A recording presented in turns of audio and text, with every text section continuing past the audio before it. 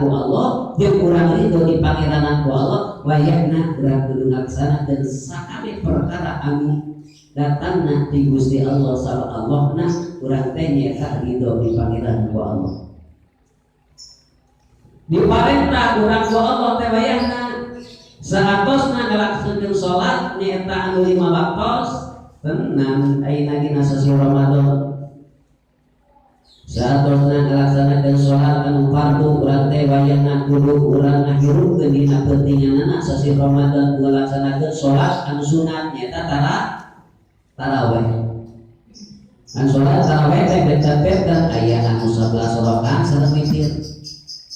Aya anu 23 rakaat nyaeta sareng witir. Tarawihna mah 20 rakaat nyaeta ditambihan ku salat witir 3 rakaat.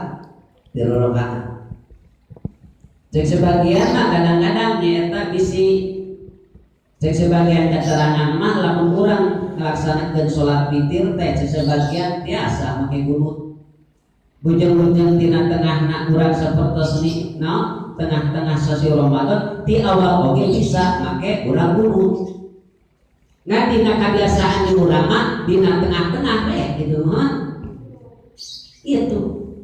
Padahal di awal oke dia bisa urang dilaksanakeun gitu.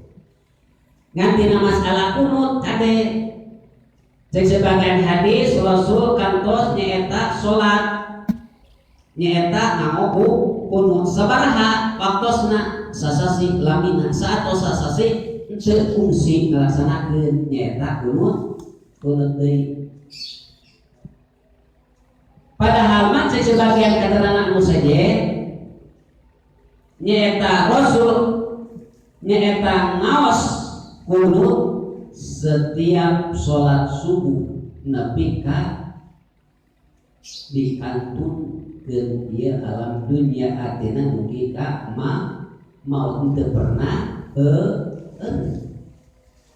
jadi terasan dina nyaeta sholat subuh. Mana urang mah nyaeta ke akidah Ahlus Sunnah wal Jamaah nyaeta madhabna madhab Syafi'i setiap subuh sok ngalaksanakeun maca doa